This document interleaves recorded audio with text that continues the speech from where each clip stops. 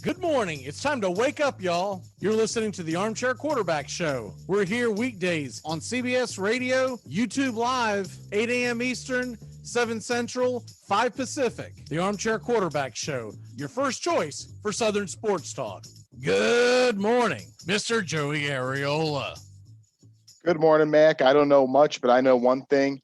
The Cubs season is over. Blow it up. Sell it all. It's embarrassing. It's done with. Pathetic. Hi, I'm Mac McGee, and I don't know much, but I know one thing.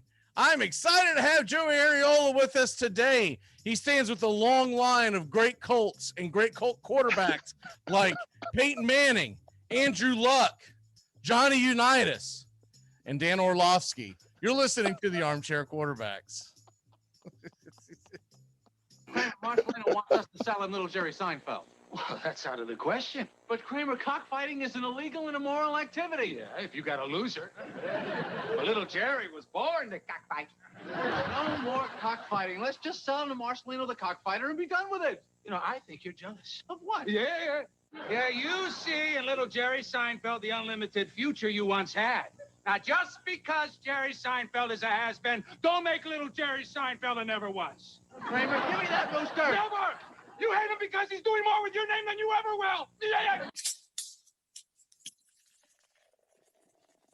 Armchair. Community Access Channel. He's the armchair quarterback. He's full of beer and he's full of snacks. The all-American man. Hey, howdy, hi, top of the morning to you. Welcome to the Armchair Quarterback Radio Show. Mac McGee sitting alongside Joey Areola. Joey, how the hell are you on the first day in July? Yes, sir. First off, great attire. I love it. We're getting the weekend ready. It's going to be a fun, everyone hopefully gets a little bit of extra time off. But that being said, I'm just ready to talk sports lead into the weekend and get everyone going in the right direction for a 4th of July where we support our troops.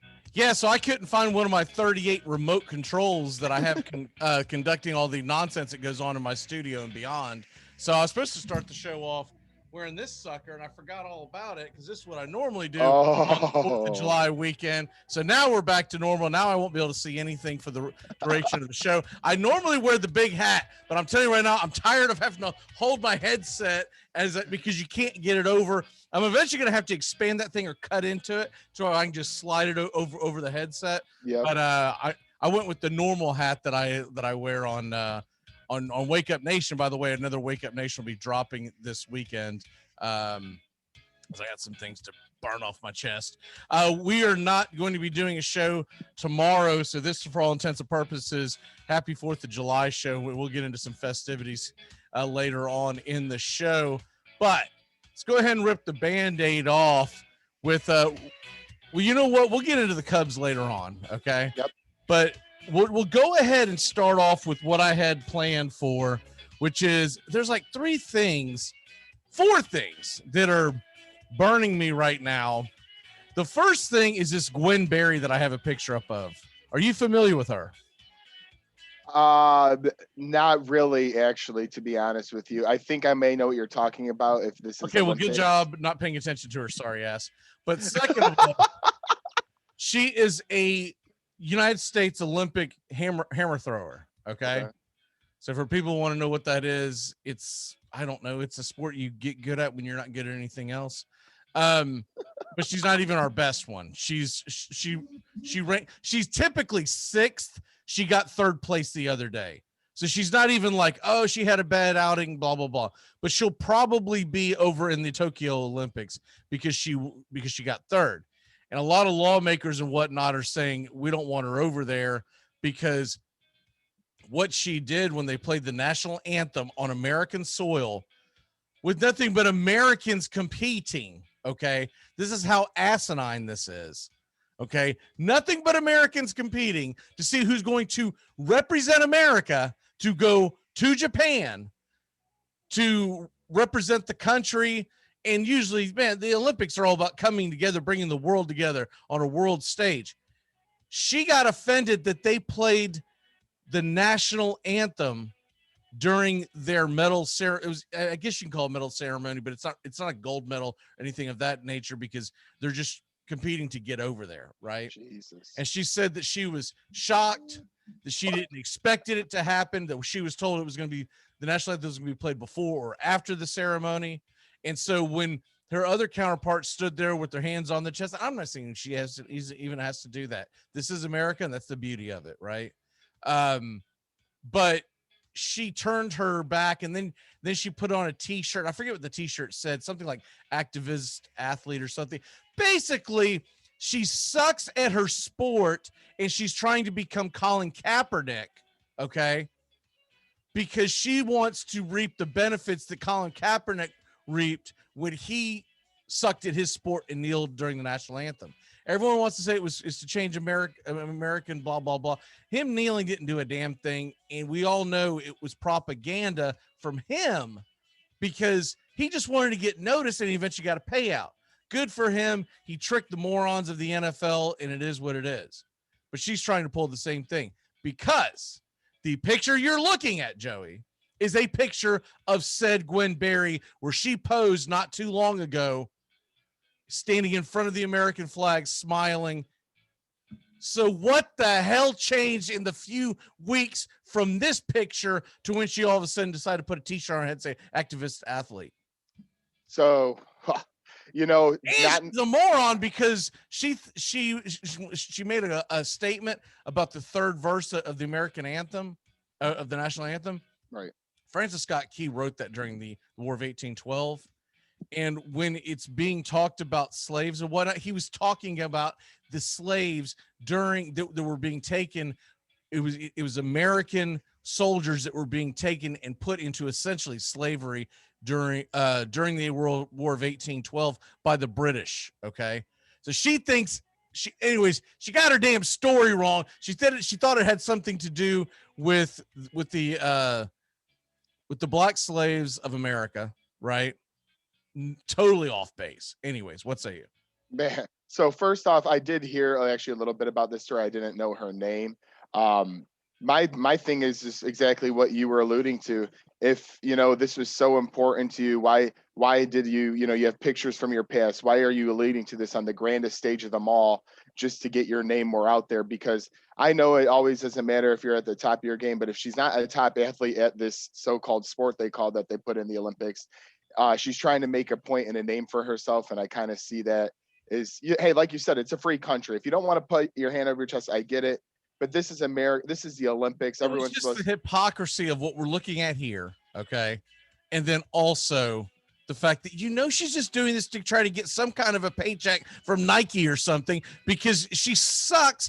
She's not likely to medal because she's the third best in our country, not in the world. So to get a medal, you would have to be the third best in the world. And it's highly unlikely that we go 1, 2, 3 in the hammer throw, right? Right. And, like say if this was a Simone Biles who has a lot of stature to her name and had points behind it, you know what? Sure, I'm willing to listen. But at this point, to me, this seems like a grab at attention. And it's kind of sad, especially going into the great weekend we have known as 4th of July weekend. It's pathetic is what it is. It's really pathetic because it's an athlete who just sucks. Okay. I mean, there is no other word for it.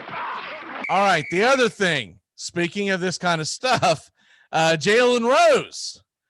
And we didn't get a chance to get into this when it broke the other day because we had a lot of stuff going on. But I wanted to hit this before we hit the weekend. His comments of Kevin Love tokenism, but he's on the team because of tokenism, is flat out disgusting. And why is ESPN never do anything about this stuff? He comes back and retracts and blah, blah, blah. Okay, but whatever. You said it. And if other people said things anywhere in that ilk, we don't have to get into it, damn good well they'd either be fired or they would be suspended. Nothing ever happens to these ESPN loons. There is no other word for it. They're loony bin. Now look, if you want to say Kevin Love is old and washed up and shouldn't be on the team, and maybe someone like a Julius Randle deserves to be on the team, or any number of young players, I can totally get that. Okay. But just throw the fact that it's white tokenism or something out there with them, he still will never let it go that Christian Leitner was put on the dream team. I guarantee you that's where this all stems from. Well, and it's did you ever see that 30 for 30 with I did. I Yep. hate Christian Leitner? Yep. He comes off as a full-blown racist, okay? And of course, ESPN don't do nothing about that either. He's a flat-out racist. He always has been. He leaned away from a little bit back when they had him on Get Up, and that was short-lived. I don't know why. I didn't dislike him per se on Get Up, but now that he's back doing this radio show with, I forget the idiot's name. I think it's Jalen and Jacoby. Yeah. Okay. Yeah. Because all they talk is NBA, so it's brutal. I can't listen to it. Doesn't matter what time of year you flip over there when they put their little blurb on ESPN News at like 2 a.m, whatever the hell they put it on. It's always some blurb about, well, let's break you down the power forward situation with the Sacramento Kings. I'm like, let's not. It's just, but so. That's the only good thing that came out of this is that someone actually paid attention to what he said on his show, because the show is brutal, and I don't think it's all his fault. I honestly think that Jacoby guy is just he's lame. Boring. Yeah, exactly. Like, he has no personality. There's nothing Correct. there, and you always see Jalen with a baseball bat in his hand.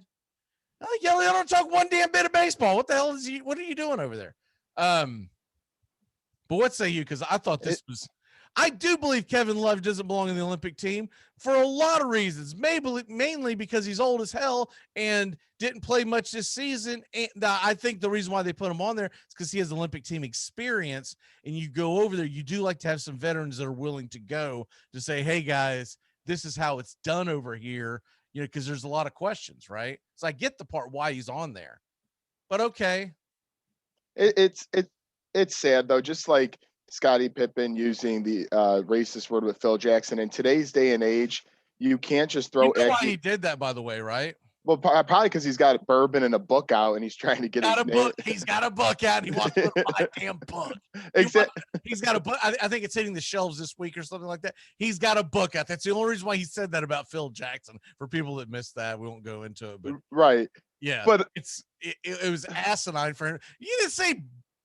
He was on ESPN for years, I think, because I would see him. He was. You're right. I know, but you talking about Dull. Oh yeah, I see what you're Dull is dishwater, man.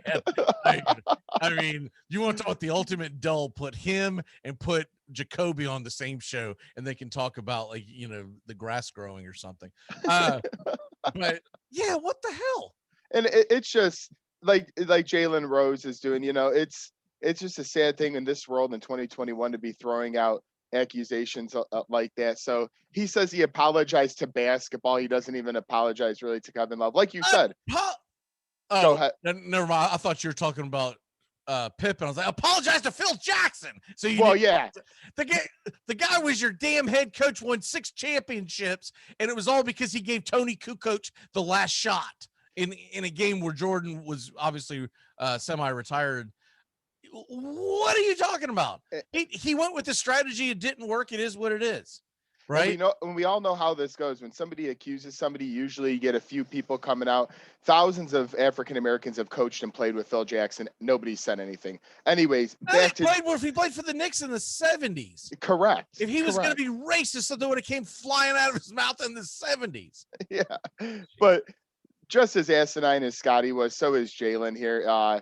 To me, it's trying to get the poor, low ratings on his show up a little bit, trying to create a comment for himself. And it's sad because in today's day and age, guys like Kurt Schilling, other ESPN members have been thrown out for comments and things, yet Jalen Rose will keep sitting in his seat doing his poor show with poor ratings. Yeah, what is up with Kurt Schilling can't get in the Hall of Fame, but Jalen Rose continues to be employed. SHAQ. His comments about LeBron, and it wasn't just LeBron, it was all the players.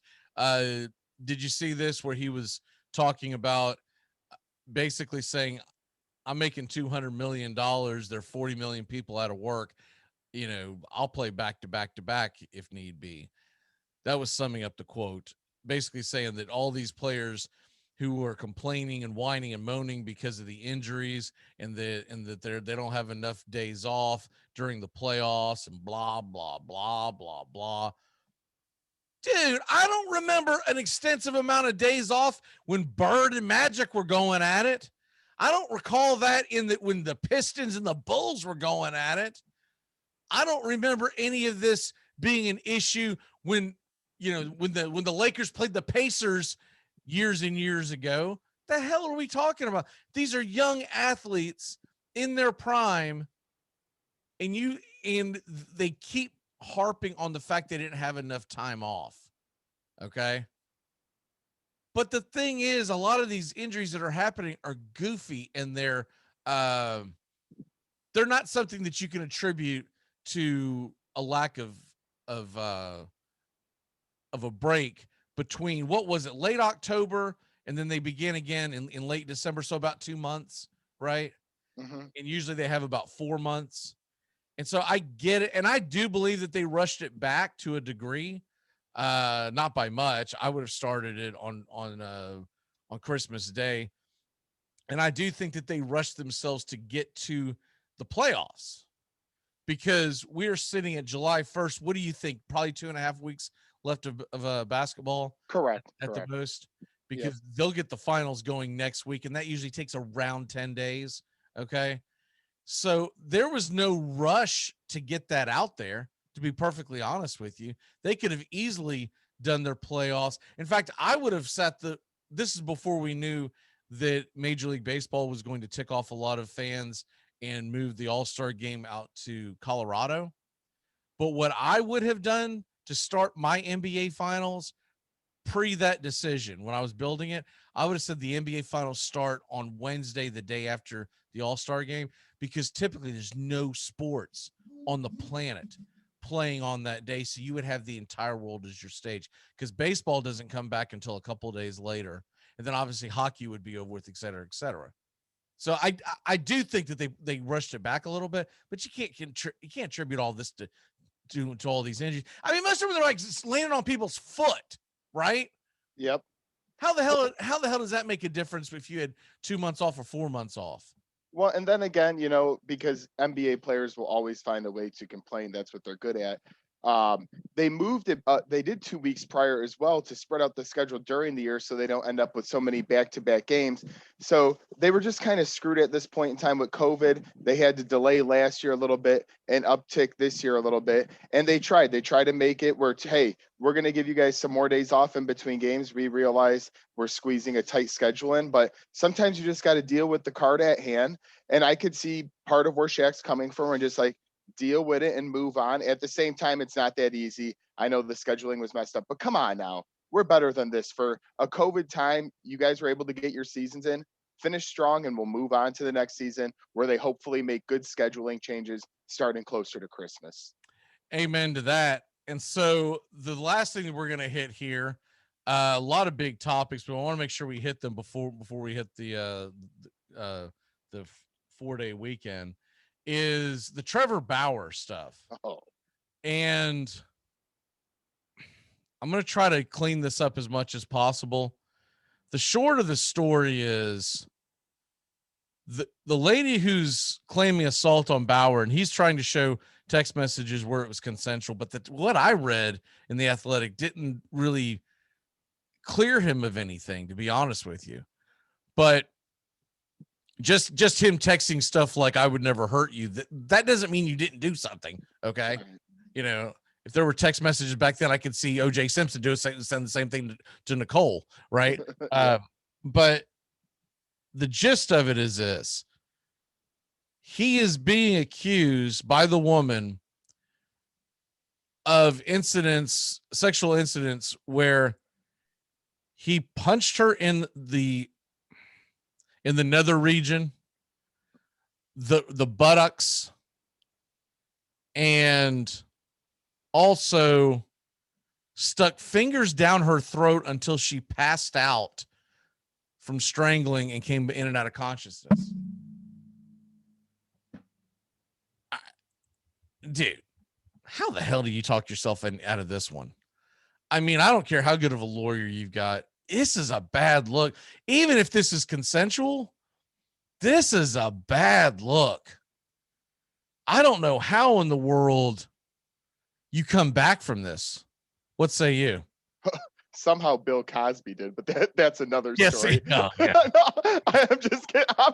Anyways, keeping it the topic. I guess he needs to go get that lawyer. I don't know, but you know, in all honesty, and bringing a hard situation to the surface, it's a very bad look. Like you said, you can send text messages, do whatever you want, but when stories get out there like this, you really wonder how much the ball rolls down the hill. Unfortunately, we saw it with Deshaun Watson. We've seen it with other players. Usually it doesn't stop at one accusation. And I like to let the court system handle all this, but it's ugly that it even was brought up. And I just hope for him, maybe something's not really adding up because, like you said, I don't know how he recovers from this if true. Well, something's not adding up. I'm trying to find, and I'm seeing when the next time he's supposed to take the hill, because it's not today or tomorrow. So let me see if it's Saturday, possibly. Or if they've taken him. See, Kershaw goes Saturday. Oh, wouldn't that be just wonderful if he's like 4th of July, supposed to be on like national television somewhere. Yeah, up 4th of July, 11 a.m. Eastern time, which I'm pretty sure that is an ESPN game. It's against the Nationals. So wouldn't that just be lovely? Do you think he's actually allowed to make that start? I think he will make that start. I'm talking about by the organization. I'm not, because I know it's too quick for them to come down with the hammer of justice, right? Right. But do you think the Dodgers might not? Dude, I do not want you pitching on the 4th of July, right? It's in Washington too, so it's not like he's even going to get friendly fanfare, right? You know what? Maybe you just let him sit this one out and try to keep. I think I would, man. If I had any other option, I'd have him pitching any other day but the 4th of July, the game that leads. I'm pretty sure the way I'm reading that, it is the game that's going to lead off like a quadruple header on ESPN. That's not the look you want. That's not the look you want. No, maybe man, when you say it like that, maybe I'm thinking twice as well. I know you're in a big time race with a couple other teams. He's one of your best pitchers, but you have him in fantasy, by the way. I do not have him in fantasy. I'd be selling him so quick. If I would sell him for something worthwhile, because you don't want to just totally screw yourself. But I'd be trying to get out of that because I got a bad feeling that he's going to get suspended and it's going to hurt your team massively. Whoever has Trevor, I don't think I have him in any of my leagues. I could be wrong. I've got 7 leagues, but I was sitting there trying to think this morning. I was like, I don't think I have him I know I don't have any of my Yahoo leagues. I can't remember if he's on a couple of my ESPN leagues or not, but wow. Someone who hasn't fully heard the story yet, trade it to that person because they'll probably love to have. Or doesn't understand it, doesn't quite understand like the full, the fingers down the throat things. Nah, man, it's fine. It's just a he said, she said, and then just kind of rolling your eyes. Come on, baby. Oh boy. Give me Garrett Cole. Let's get out of here.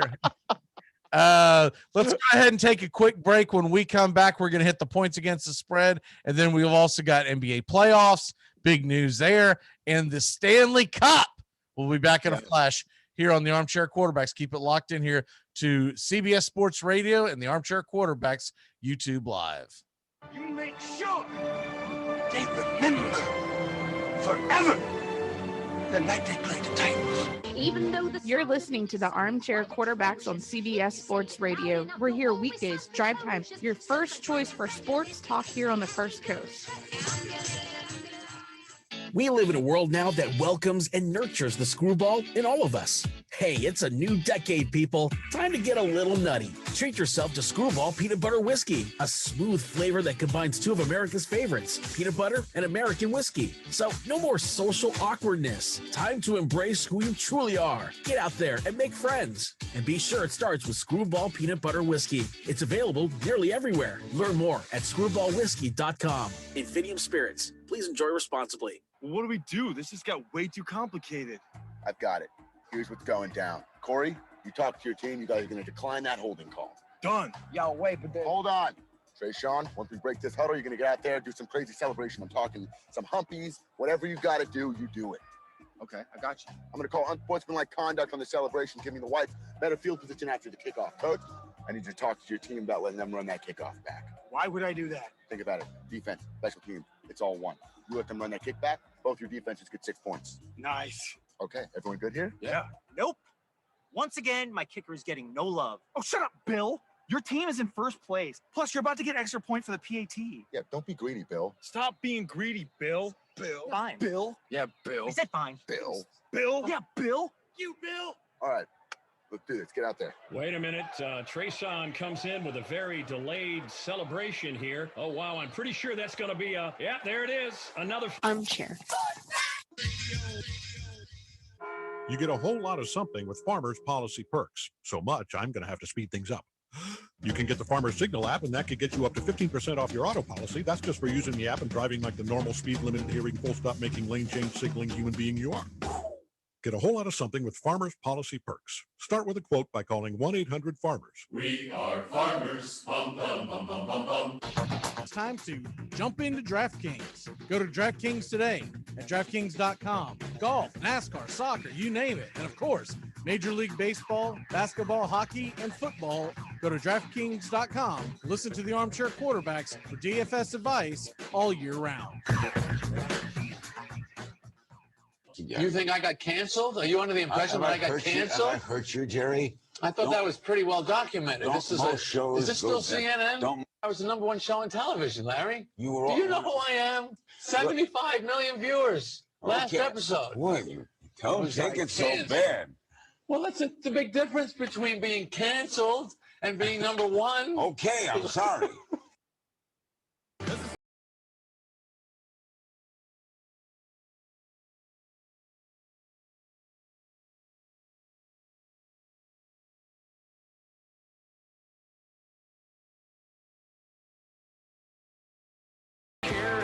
Welcome back here to the Armchair Quarterbacks. Little West Cook for you. Looking forward to hopefully seeing the West Cook band live in Nashville in September as we are heading that direction. By the way, if you ever want to catch West Cook, he's normally playing somewhere down on the area of Broadway, like the Strip in Nashville, and you can go onto his Facebook page, the West Cook Band, and they always update where they're playing. So I'm looking forward to that. Also looking forward to the fact, Joey, we just got our tickets last night to go see the Grand Ole Opry, which my wife has never been to the Grand Ole Opry, and that's that's an historic thing considering that she's a big country music fan, and so she's never been to that. So I'm looking forward to that. And I'm going to take her to this joint right across the way that little birdie told me about years and years ago, called the Nashville Palace, and it's kind of like a dive bar that big names have and continue to play at. Nice. And so if you follow country music at all, Tracy Byrd was there the other night. So it's, okay. Yeah. So it's usually, they're not going to get Garth Brooks in there, but they're going to get people who were big names or people who are on their way up. And you'll go in, it's the same thing at Legends, but it's different because the Palace has more of like a home feel to it. You go in and every single record that you see on the wall is autographed, because if the record is on the wall, that band or that singer played in that building. And it's the names on names. I mean, like Elvis Presley has a signed, it is the names on names. So we're looking forward to stopping by there. No idea who we're going to see, but we are looking forward to it. Let's go ahead and get into our picks, as it is time to get a little skin in the game going here. I can't find the sound bite these glasses, so that's a wrap. Let's just, I'm just going.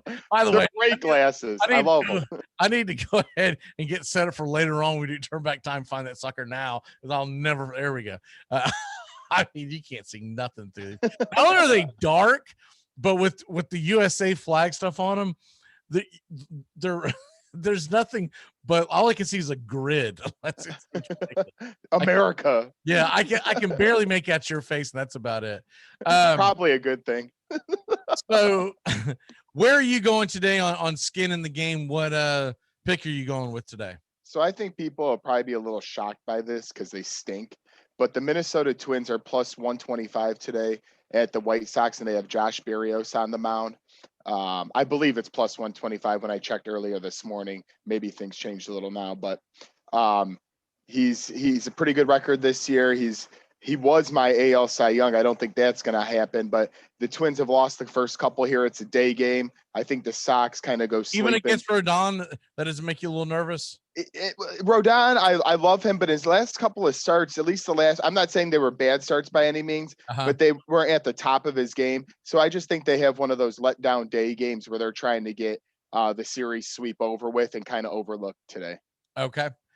So there's a lot of games where you got a really good starting pitcher going up against a bum. So we never like taking anything over minus 200. And I really don't like taking anything minus over like 175 because it's really difficult to make money that way. So where I'm going to go is the late night tilt. Johnny Cueto, who's pitched pretty well the last few times out, minus 150 at the Arizona Diamondbacks and Merrill Kelly, who's pitched okay, but I'm just going to take my odds that there's a good chance the Arizona Diamondbacks lose a baseball game because the sun came up today. So I'm going to take the Giants. Another one that does intrigue me, if people are looking for other ones, I almost went with Patrick Corbin and the Nationals at home against the Dodgers, just because when you're hot, man. You ride that, and the Nationals are red hot. I mean, that was my second choice as well. You can't get them out. The Rays, now granted, the Rays put probably the two worst pitchers out there in this series, but they were absolutely drilled. And so a fun 4-game series. I'm going to be watching this series. A fun 4-game series with the Dodgers. Could be a prelude to the playoffs, because I'm telling you right now, if you ask me right now if they played a tournament for the NL East on who would get to go to the playoffs, the Nationals would be my pick. They don't even have Strasburg right now. The Nationals would be my pick because their bats are hot, everything's going hot. The other one that intrigues me, I get that DeGrom's going today. Oh, it's funny you bring this up too. I'm with you. But the Braves bumped up Ian Anderson a day. Yep. If he would have went on the typical rotation, it was supposed to be Smiley, but he is going off normal rest. So it's not like, they're doing something outlandish. What I'm intrigued about that is the Mets rarely get good run support for DeGrom. If I'm talking about the run line, I don't know if I would go crazy and pick the win, but if you take the run line plus 1.5, the Braves are at home with Ian Anderson, who usually pitches pretty well in these types of spots. He's more likely to lay an egg against like the Pirates than he is against the Mets. Plus 1.5 is only minus 115 on the line. And to give people an indication, normally when you get the plus 1.5, you're normally talking about much closer to minus 200 or even worse. So that one intrigues me. All right, moving on. The NBA playoffs, they continue. Even though those Suns sent those Clippers a packing. Did you happen to stay up for this, by the way? Because I did.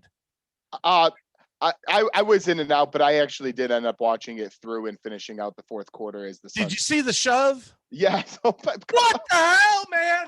And for people that missed this, Beverly of the Clippers, this is towards the end.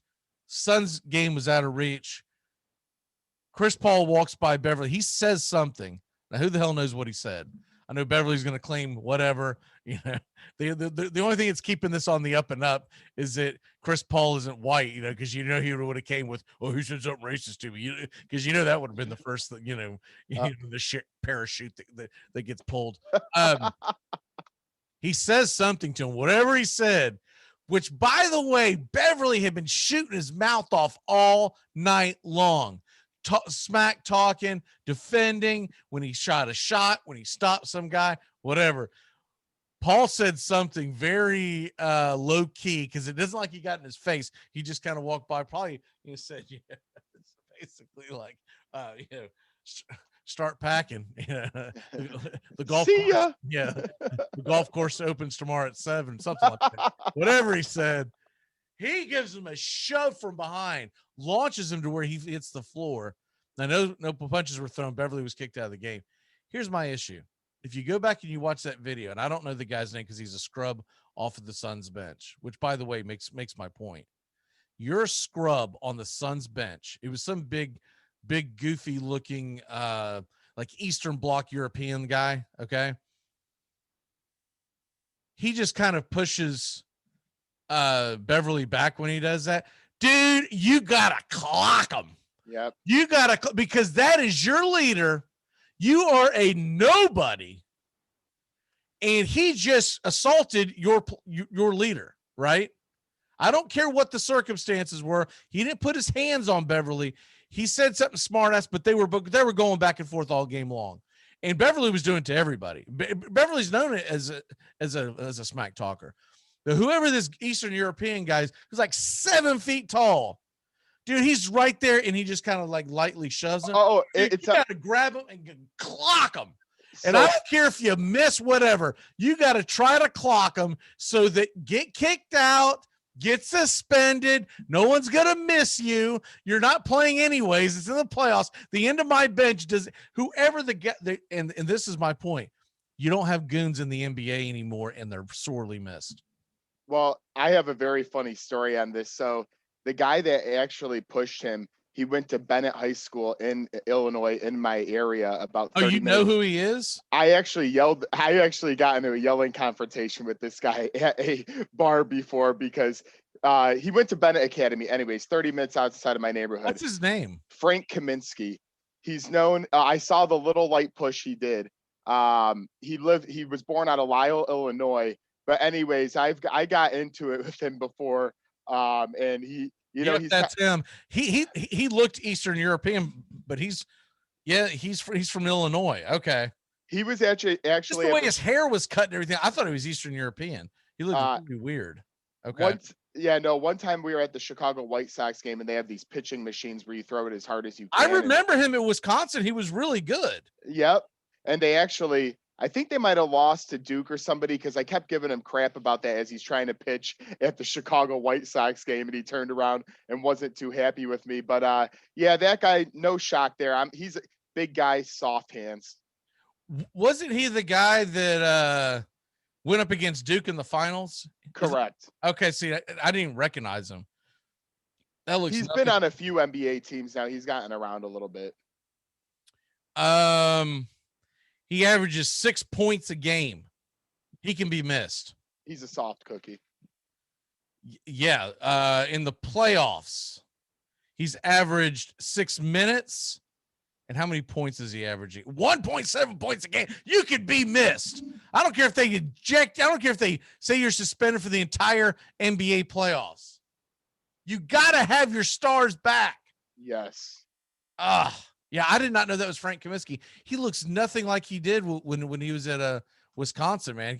I don't know what the hell. He's struggling now, man. It's not like the glory days he had when he was putting 20 points a game. Yeah, I'm looking at him compared to when he was at Wisconsin, as I have to look over my glasses to be able to say. Yeah, it doesn't even look like the same guy. Wow. Well, maybe he's from like Eastern Wisconsin. I don't know. He's not representing Illinois well. He's not, he really isn't. He's not representing Phoenix Suns very well.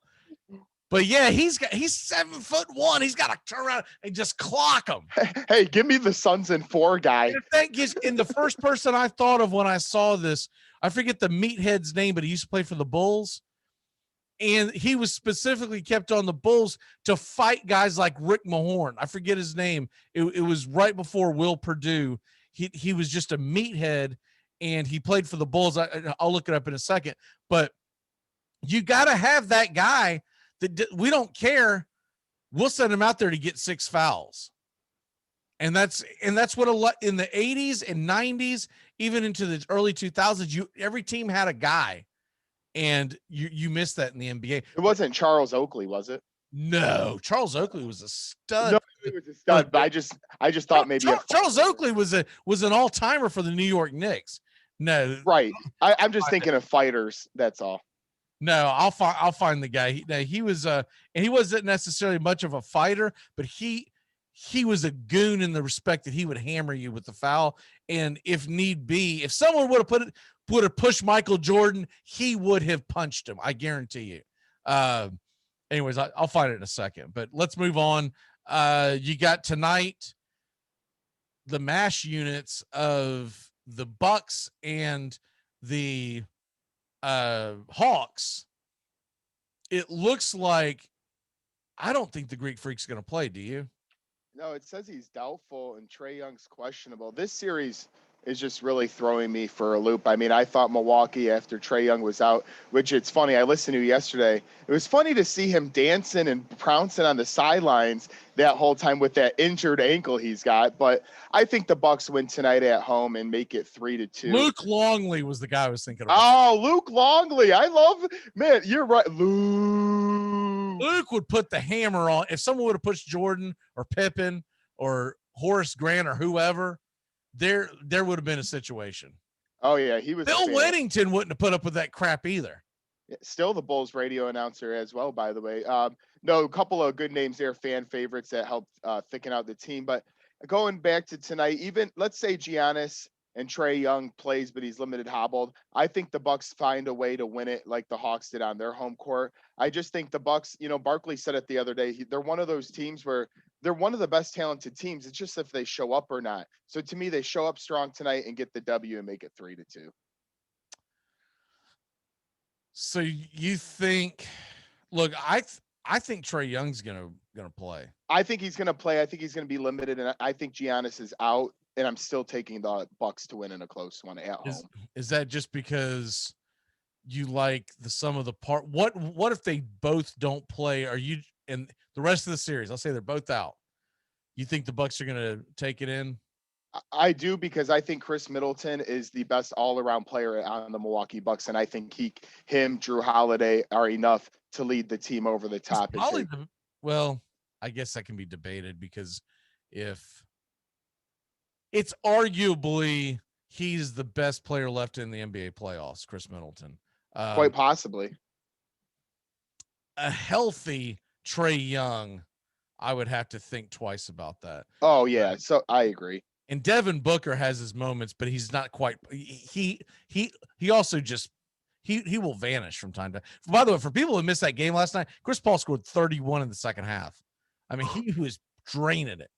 I think his final, 41 points.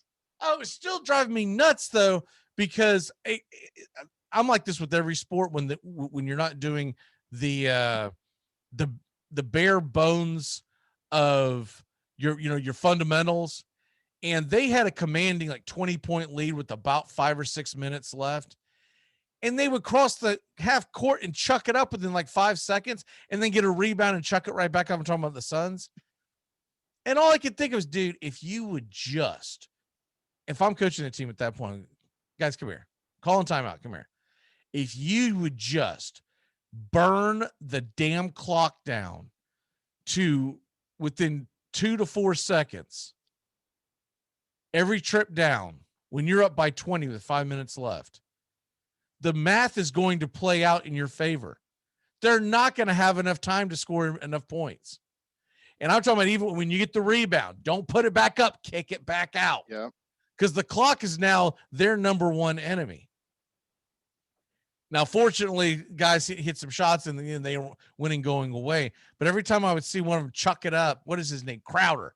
Crowder's supposed to be a freaking in the paint guy, and he's back there chucking 3-pointers up when they're up by like 18 in 4 minutes. I'm like, what are you doing off of a rebound? Like, why are you chucking it back up, dude? There's still like 14 seconds left on the shot clock.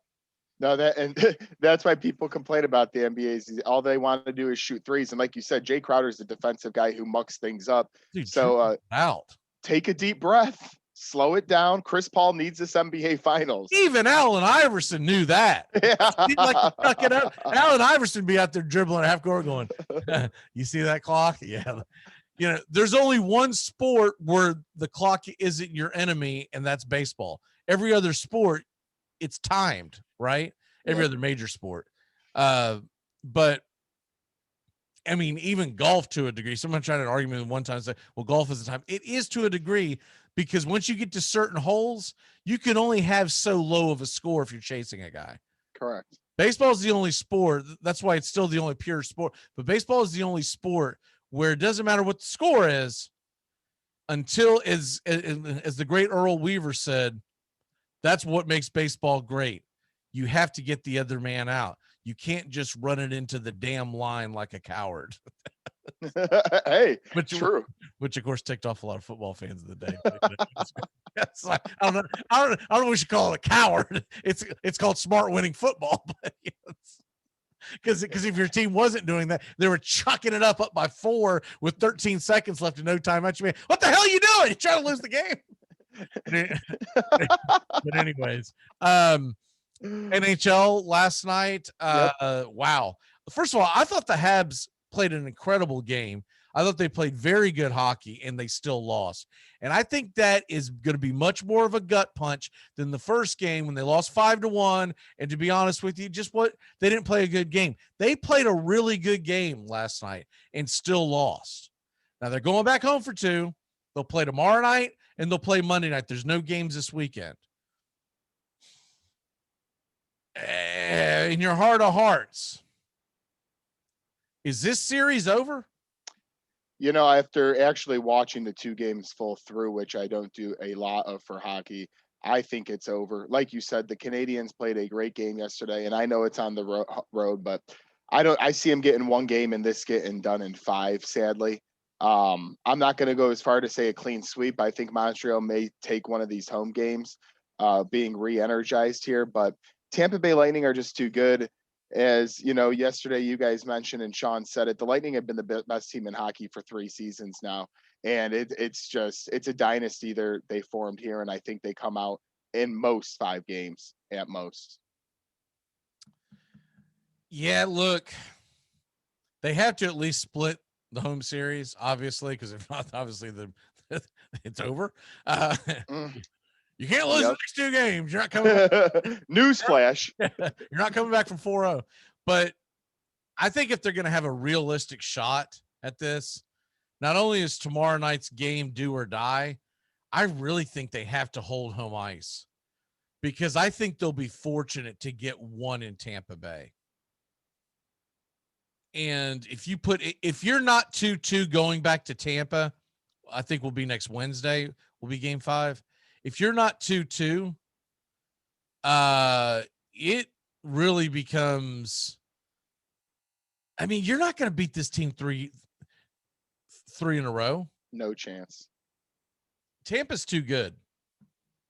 And I was giving Sean a hard time last night because he was texting me, because Ozzy Albies hit 2 home runs and the Braves blew out the Mets. First of all, like half those runs were against, a schmuck and then some guy and then a position player. So I always like when it's like 20-2, I'm like, I can only take so many of these stats real seriously, right?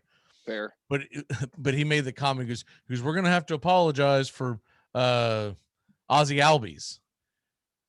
And because I've said several times, he's not a number 3 hitter when he's from the left side of the plate. Well, he hit those home runs from the right side of the plate, by the way, last night. And I said, dude, I understand what I'm watching. I'm not apologizing for anything. I said, but you and Justin need to apologize to the Tampa Bay Lightning because I'm going through our old videos to be able to put together a video to pin to the top of our page, right? YouTube. So I'm just taking clips and whatnot. And I came across a couple of their old content, which I remember them doing it at the time. I wasn't really involved in the conversation. I was kind of sitting here. This is the beginning of hockey season, and they had buried the Lightning. They were going on and on about the Boston Bruins and blah, blah, blah, blah, and then how the Lightning are getting exposed. And I was like, y'all need to apologize. I was like, I've kind of held my tongue about this. I was like, but yeah, y'all aren't coming off good as my hockey experts. I'm just going to put that out there. Yeah, it's long enough dealing with my brother in Tampa Bay because that city just keeps winning. It's like, Jesus. Tell the freaking Rays to wake up. Yeah, for real. Rich Hill's throwing BP out there to Schwarber still. Oh, he's terrible. He's absolutely terrible.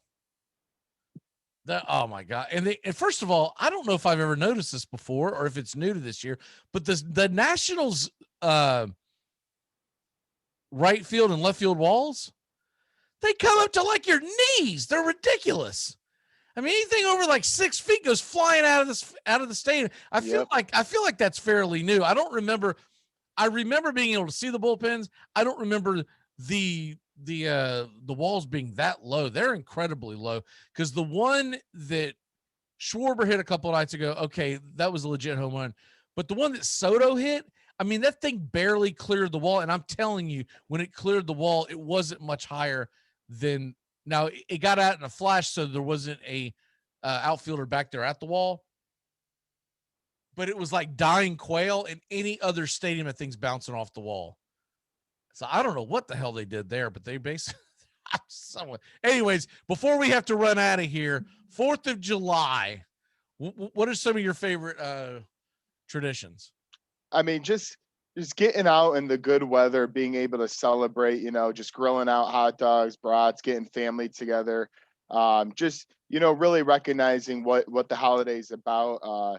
I always support, as I say on my podcast and here, I always support the good things the troops do and all that. But in terms of traditions, getting outside, getting by a pool somewhere, and just having a few brews with the family and having good memories, just relaxing a little bit. Yeah, we pretty much it looks like this year we're gonna go over to some friend's house later in the afternoon and drink a few beers. I'll probably go out and try to find some fireworks. I don't go nuts with it. First of all, I don't try to take any. I don't buy anything that's gonna take your head off or anything like that. I'm not JPP trying to, style. Yeah, I was about to say, my last name isn't Pierre Paul, but I'll usually get something, and we'll go over to their house. The first part of the day, me and my wife are probably just going to, hang out by the pool a little bit and chill out and whatnot. And then we're going to go over to the friend's house. I don't get that into fireworks is my other thing. I really don't care about them. But I've said this before, when you're a kid growing up and you go to New York every summer and you saw the Grucci fireworks display that goes on in New York City, up live and personal, everything else fails in comparison. So even and they've got good ones in Jacksonville. Don't get me wrong. I'm not trying to bash them, but they just fail in comparison, because it's like we lived next door to a house that was owned by the Grucci Firework Company, my grandparents lived there. I would be there we're up there for about a month every summer, right? Okay. And so I got to know that family pretty well. So we would watch, and the long story short, they're the ones that put together the ones when there's like a Statue of Liberty celebration, any kind of bicentennial celebration, any kind of big American celebration. The Grucci Fireworks are the ones that put that on. So when you see that up alive and personal, the rest of it's just like, I don't, whatever. It's okay. So I was amazed when I was a kid, and now as I've gotten older, I'm just like, seeing it on TV is good enough for me. I'm like, that's pretty cool, and you like seeing it because you're like, yeah, it still gives me a lot of sense of pride in my country when I see. I don't know why fireworks really have nothing to do with our independence, but it just feels like it does. So it is what it is. But there you go. We'll probably just do that. And my wife's getting screwed out of this deal though, because I was going to cook us steaks on the grill. Ooh. And now that we're going to a friend's house, that's off the table. Hey, at least I don't know if she's done math about that. She said, hey, we got invited. I was like, okay, cool. And I was like, well, I guess I'm not cooking steaks now. I'll just bring my beer and call it a day. Exactly. Time to turn back time and walk on out of here on a July 1st, Bobby Bonilla Day, by the way. Yep. You are familiar with Bobby Bonilla, right? Yes, sir. Fully aware. For people who don't know, happy Bobby Bonilla Day. He gets $1.19 million today. This goes throughout the year 2035, a deal that he made with the Mets years ago, as opposed to taking one lump sum. They were hurting financially, and they were like, well, we can afford to pay him $1 million next year. And so to push it off, he took this deal, and he's reaping the benefits. So God bless him. I bet you that's his number one goal, is to make sure he lives till the age, till whatever age he'd be in the year 2035. And dude, at 2035, I have enough money saved up. That last one, I'd buy the most fireworks I could buy. Bam goes the finger. Turn back time.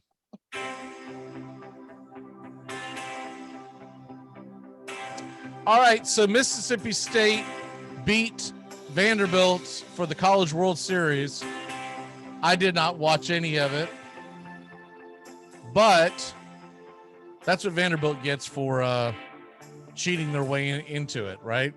NC State should have had a chance to play for the World Series. But with all that said, on this date in 1859, the first ever college baseball game was played. Amherst defeated Williams College. Listen to this score. 73-32. Although some reports dispute the score and said it was only 66-32.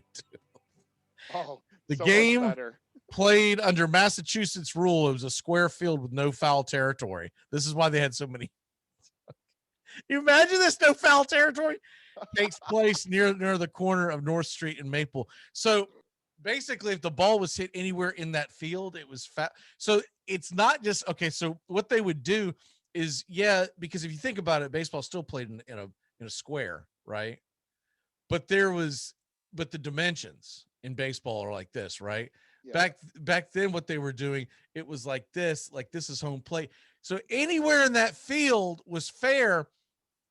And I'm looking at the box score, and it looks like there's only around 10 players there. So 10 guys were basically out there trying to cover the, I don't know, 3 or 4 football fields. Oh, jeez. And so, 73-32. I would have stopped my baseball program right then if I was Amherst, declare myself the best ever, never play a game again. Throw in the white towel if you're the other team. My God. Yeah, I mean, hell, they scored 32 in their own right. They probably figured they had a chance to come back at some point. Dude, we're only down 26, man. Let's go. Fair. I guarantee you there wasn't a closer back then.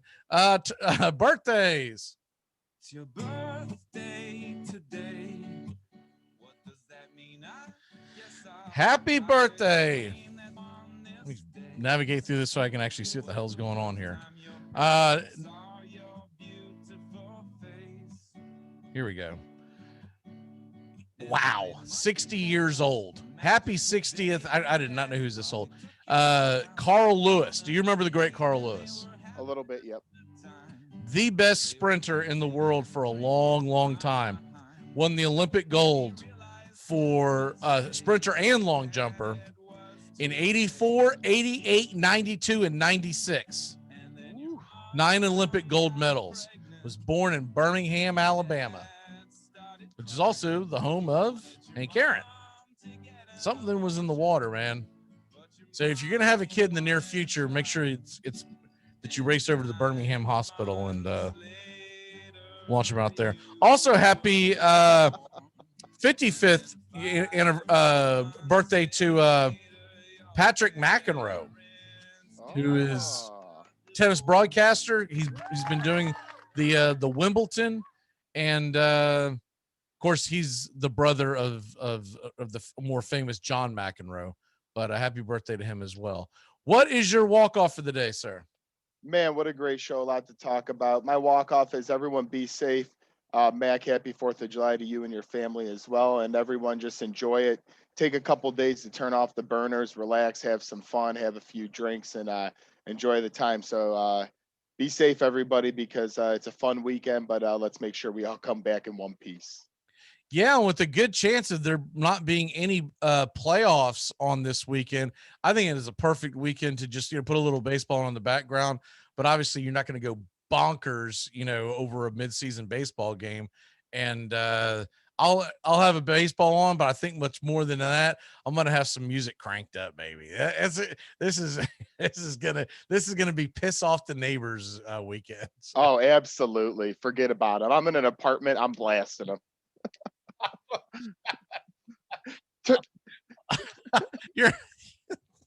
Well, don't get evicted. I'm in a house and I'll be outside a little bit, but don't get evicted over. Well, my roommates can't have their volume on because that's just disgusting. But I could have my music blasted. What's your go-to 4th of July song?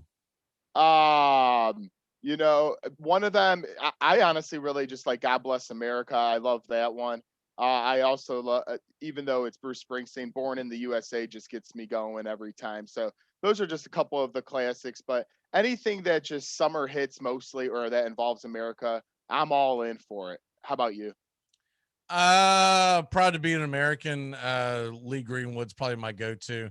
Of course, my favorite one, we used to finish the shows off with this, but it'll get snatched by YouTube, so there's no point in it. But the Johnny Cash Ragged Old Flag, if you've never heard that, wow. I think will give you goosebumps. It's still my favorite patriotic song. But if you're gonna sit there and be drinking beer and cranking it up, it's Proud to Be American. And you know, for years when I was a kid, I thought Born in the USA was this great song. And then I read and listened to the lyrics and didn't know that freaking what's his name? Springsteen is a pinko commie. And the whole thing is it's basically a modern day version of what the hell's the name of that song that This Land Is Your Land. Yeah, I was just as disappointed when I found that out. And my last little note, I actually sing the national anthem at some point during the weekend. I'll try to get a video of it and send it over because it's usually in front of like 30 to 40 people. Is this a planned thing or you just get freaking blotto and start singing the national anthem? They tell me when I feel my point of getting blotto, it's time to turn the music on and represent. So I'll be sending you a video. Like, you're not getting up on a stage or something and singing. You're just in the middle of a conversation. It's just going to start. And bam! Awesome. America, baby. Yeah. All right, brother. Have a great weekend. See you next week. Yep. Stay safe. And we'll see y'all Tuesday. Have a great 4th of July. Goodbye, sweetheart. Well, it's time to go. We're back tomorrow with another show. Well, unless we're fired, we'll talk to you then. Goodbye, sweetheart. Goodbye. Goodbye. Guys and gals, it's time to go. We'll see you on the next show. Same bat time, same bat channel. Thanks for listening to the Armchair Quarterbacks on these CBS Sports affiliates and catching the show on YouTube Live. We're here weekdays. Find Armchair Quarterbacks on YouTube Live today. Please subscribe and share and take us everywhere you go. The Armchair Quarterbacks, your first choice for Southern sports talk, live from the First Coast. Can I get another cigarette, please? Can I get another cigarette, please? Yeah, I know.